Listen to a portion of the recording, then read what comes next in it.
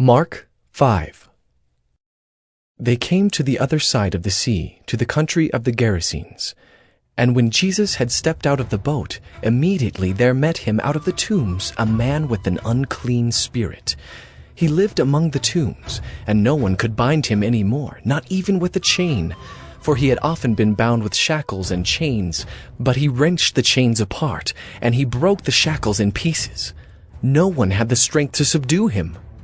Night and day among the tombs and on the mountains he was always crying out and cutting himself with stones. And when he saw Jesus from afar, he ran and fell down before him, and crying out with a loud voice, he said, "What have you to do with me, Jesus, Son of the Most High God? I adjure you by God, do not torment me!" For he was saying to him, "Come out of the man, you unclean spirit." And Jesus asked him, "What is your name?" He replied, "My name is Legion, for we are many." And he begged him earnestly not to send them out of the country. Now a great herd of pigs was feeding there on the hillside, and they begged him, saying, "Send us to the pigs, let us enter them." So he gave them permission. And the unclean spirits came out and entered the pigs, and the herd, numbering about 2,000, rushed down the steep bank into the sea and were drowned in the sea. The herdsmen fled and told it in the city and in the country, and people came to see what it was that had happened. And they came to Jesus and saw the demon-possessed man, the one who had had the legion, sitting there, clothed and in his right mind, and they were afraid. And those who had seen it described to them what had happened to the demon-possessed man and to the pigs. And they began to beg Jesus to depart from their region. As he was getting into the boat, the man who had been possessed with demons begged him that he might be with him. And he did not permit him, but said to him, "Go home to your friends, and tell them how much the Lord has done for you, and how he has had mercy on you." And he went away and began to proclaim in the Decapolis how much Jesus had done for him, and everyone marveled. And when Jesus had crossed again in the boat to the other side, a great crowd gathered about him, and he was beside the sea. Then came one of the rulers of the synagogue, Jairus by name, and seeing him he fell at his feet, and implored him earnestly, saying, "My little daughter is at the point of death. Come and lay your hands on her, so that she may be made well and live." And he went with him, and a great crowd followed him and thronged about him. And there was a woman who had had a discharge of blood for 12 years, and who had suffered much under many physicians, and had spent all that she had, and was no better, but rather grew worse. She had heard the reports about Jesus, and came up behind him in the crowd, and touched his garment. For she said, "If I touch even his garments, I will be made well." And immediately the flow of blood dried up, and she felt in her body that she was healed of her disease. And Jesus, perceiving in himself that power had gone out from him, immediately turned about in the crowd and said, "Who touched my garments?" And his disciples said to him, "You see the crowd pressing around you, and yet you say, 'Who touched me?'" And he looked around to see who had done it. But the woman, knowing what had happened to her, came in fear and trembling, and fell down before him, and told him the whole truth. And he said to her, "Daughter, your faith has made you well. Go in peace, and be healed of your disease." While he was still speaking, there came from the ruler's house some who said, "Your daughter is dead. Why trouble the teacher any further?" But overhearing what they said, Jesus said to the ruler of the synagogue, "Do not fear, only believe." And he allowed no one to follow him except Peter and James, and John, the brother of James. They came to the house of the ruler of the synagogue, and Jesus saw a commotion, people weeping and wailing loudly. And when he had entered, he said to them, "Why are you making a commotion and weeping? The child is not dead, but sleeping." And they laughed at him. But he put them all outside, and took the child's father and mother and those who were with him, and went in where the child was.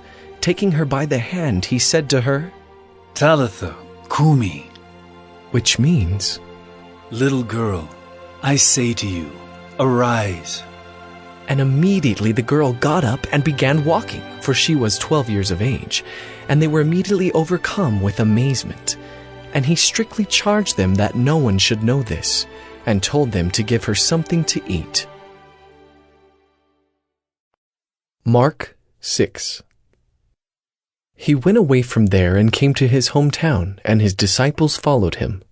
And on the Sabbath he began to teach in the synagogue, and many who heard him were astonished, saying, Where did this man get these things? What is the wisdom given to him? How are such mighty works done by his hands? Is not this the carpenter, the son of Mary and brother of James and Joseph and Judas and Simon? And are not his sisters here with us? And they took offense at him. And Jesus said to them, A prophet is not without honor, except in his hometown and among his relatives, and in his own household. And he could do no mighty work there, except that he laid his hands on a few sick people and healed them. And he marveled because of their unbelief. And he went about among the villages teaching. And he called the 12 and began to send them out 2 by 2, and gave them authority over the unclean spirits. He charged them to take nothing for their journey except a staff, no bread, no bag, no money in their belts, but to wear sandals and not put on 2 tunics. And he said to them, Whenever you enter a house, stay there until you depart from there. And if any place will not receive you, and they will not listen to you, when you leave, shake off the dust that is on your feet as a testimony against them. So they went out and proclaimed that people should repent. And they cast out many demons and anointed with oil many who were sick and healed them. King Herod heard of it, for Jesus' name had become known. Some said, John the Baptist has been raised from the dead. That is why these miraculous powers are at work in him. But others said, He is Elijah. And others said, He is a prophet, like one of the prophets of old.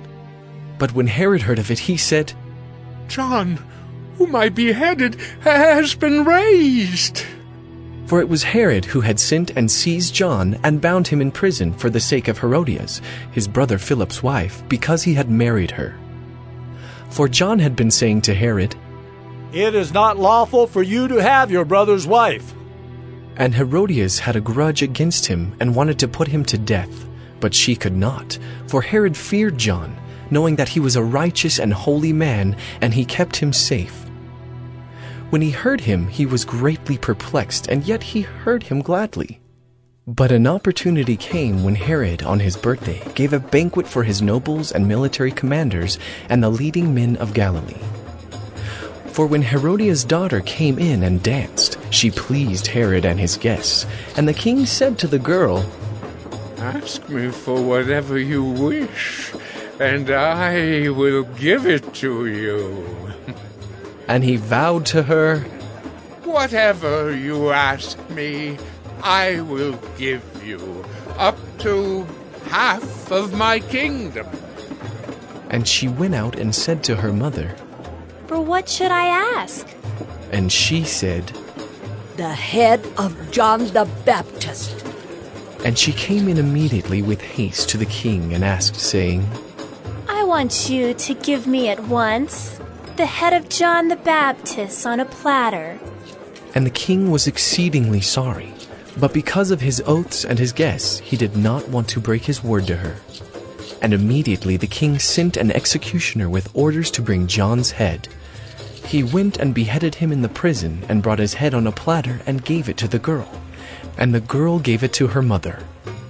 When his disciples heard of it, they came and took his body and laid it in the tomb.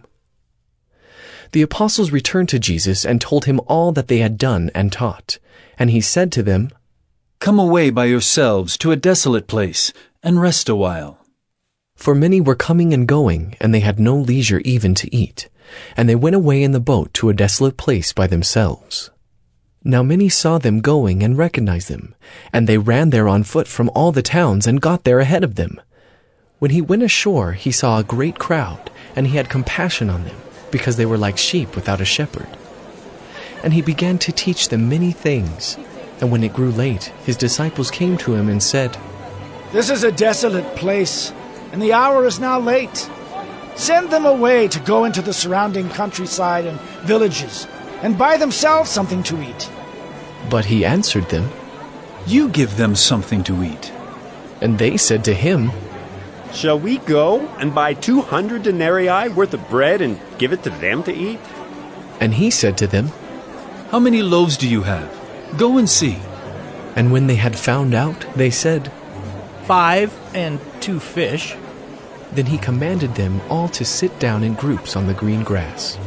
So they sat down in groups by hundreds and by 50s. And taking the 5 loaves and the 2 fish, he looked up to heaven and said a blessing, and broke the loaves and gave them to the disciples to set before the people. And he divided the 2 fish among them all, and they all ate and were satisfied. And they took up 12 baskets full of broken pieces and of the fish. And those who ate the loaves were 5,000 men. Immediately he made his disciples get into the boat and go before him to the other side, to Bethsaida, while he dismissed the crowd. And after he had taken leave of them, he went up on the mountain to pray. And when evening came, the boat was out on the sea, and he was alone on the land. And he saw that they were making headway painfully, for the wind was against them. And about the 4th watch of the night, he came to them, walking on the sea. He meant to pass by them, but when they saw him walking on the sea, they thought it was a ghost, and cried out, for they all saw him and were terrified. But immediately he spoke to them and said, "Take heart, it is I. Do not be afraid." And he got into the boat with them, and the wind ceased.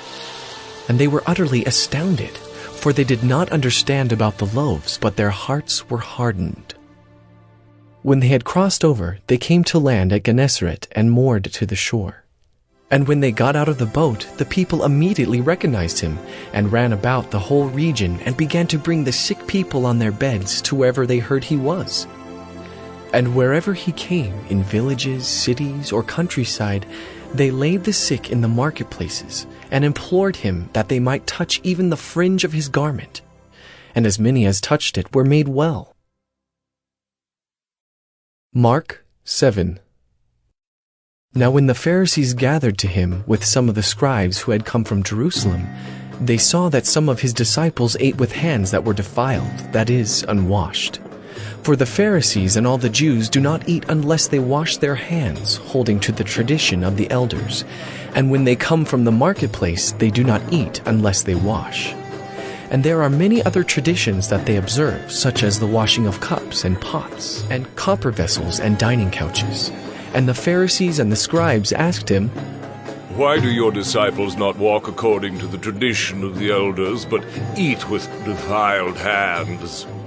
And he said to them, "Well did Isaiah prophesy of you hypocrites, as it is written, 'This people honors me with their lips, but their heart is far from me. In vain do they worship me, teaching as doctrines the commandments of men. You leave the commandment of God and hold to the tradition of men.'" And he said to them, "You have a fine way of rejecting the commandment of God in order to establish your tradition. For Moses said, 'Honor your father and your mother,' and whoever reviles father or mother must surely die. But you say, 'If a man tells his father or his mother, whatever you would have gained from me is Corban, that is, given to God,' then you no longer permit him to do anything for his father or mother, thus making void the word of God by your tradition that you have handed down. And many such things you do." And he called the people to him again and said to them, "Hear me, all of you, and understand. There is nothing outside a person that by going into him can defile him. But the things that come out of a person are what defile him." And when he had entered the house and left the people, his disciples asked him about the parable. And he said to them, "Then are you also without understanding? Do you not see that whatever goes into a person from outside cannot defile him, since it enters not his heart, but his stomach, and is expelled?" Thus he declared all foods clean. And he said, What comes out of a person is what defiles him. For from within, out of the heart of man, come evil thoughts, sexual immorality, theft, murder, adultery, coveting, wickedness, deceit, sensuality, envy, slander, pride, foolishness. All these evil things come from within, and they defile a person. And from there he arose and went away to the region of Tyre and Sidon. And he entered a house and did not want anyone to know, yet he could not be hidden. But immediately a woman whose little daughter had an unclean spirit heard of him, and came and fell down at his feet. Now the woman was a Gentile, a Syrophoenician by birth. And she begged him to cast the demon out of her daughter. And he said to her, Let the children be fed first, for it is not right to take the children's bread and throw it to the dogs. But she answered him, Yes, Lord. Yet even the dogs under the table eat the children's crumbs. And he said to her, For this statement you may go your way. The demon has left your daughter. And she went home and found the child lying in bed and the demon gone. Then he returned from the region of Tyre and went through Sidon to the Sea of Galilee in the region of the Decapolis. And they brought to him a man who was deaf and had a speech impediment, and they begged him to lay his hand on him. And taking him aside from the crowd privately, he put his fingers into his ears, and after spitting, touched his tongue. And looking up to heaven, he sighed and said to him, Ephatha, that is, be opened. And his ears were opened, his tongue was released, and he spoke plainly. And Jesus charged them to tell no one. But the more he charged them, the more zealously they proclaimed it. And they were astonished beyond measure, saying, He has done all things well. He even makes the deaf hear and the mute speak. Mark 8. In those days, when again a great crowd had gathered, and they had nothing to eat, he called his disciples to him and said to them, I have compassion on the crowd, because they have been with me now 3 days and have nothing to eat.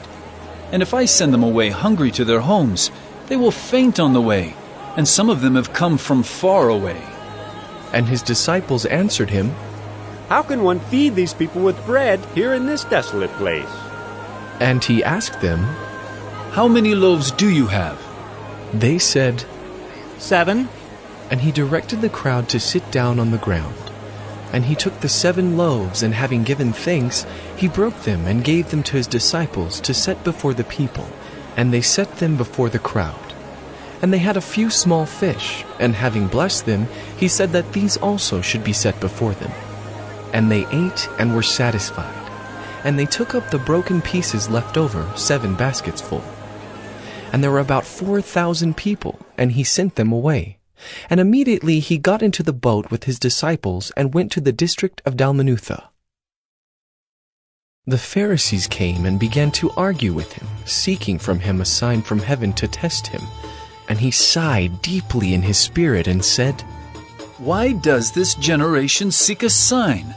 Truly I say to you, no sign will be given to this generation. And he left them, got into the boat again, and went to the other side. Now they had forgotten to bring bread, and they had only 1 loaf with them in the boat. And he cautioned them, saying, Watch out. Beware of the leaven of the Pharisees and the leaven of Herod. And they began discussing with one another the fact that they had no bread. And Jesus, aware of this, said to them, Why are you discussing the fact that you have no bread? Do you not yet perceive or understand? Are your hearts hardened? Having eyes, do you not see? And having ears, do you not hear? And do you not remember, when I broke the 5 loaves for the 5,000, how many baskets full of broken pieces did you take up? They said to him, 12. And the 7 for the 4,000, how many baskets full of broken pieces did you take up? And they said to him, 7. And he said to them, Do you not yet understand? And they came to Bethsaida, and some people brought to him a blind man and begged him to touch him. And he took the blind man by the hand and led him out of the village. And when he had spit on his eyes and laid his hands on him, he asked him, "Do you see anything?" And he looked up and said, I see, man, but they look like trees walking. Then Jesus laid his hands on his eyes again, and he opened his eyes. His sight was restored, and he saw everything clearly. And he sent him to his home, saying, "Do not even enter the village." And Jesus went on with his disciples to the villages of Caesarea Philippi. And on the way he asked his disciples, "Who do people say that I am?" And they told him, John the Baptist, and others say Elijah. And others, one of the prophets. And he asked them, "But who do you say that I am?" Peter answered him, "You are the Christ." And he strictly charged them to tell no one about him. And he began to teach them that the Son of Man must suffer many things, and be rejected by the elders and the chief priests and the scribes, and be killed, and after 3 days rise again. And he said this plainly. And Peter took him aside and began to rebuke him. But turning and seeing his disciples, he rebuked Peter and said, "Get behind me, Satan, for you are not setting your mind on the things of God, but on the things of man."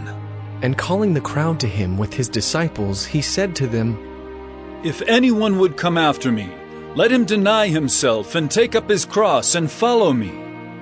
For whoever would save his life will lose it, but whoever loses his life for my sake and the gospel's will save it. For what does it profit a man to gain the whole world and forfeit his soul?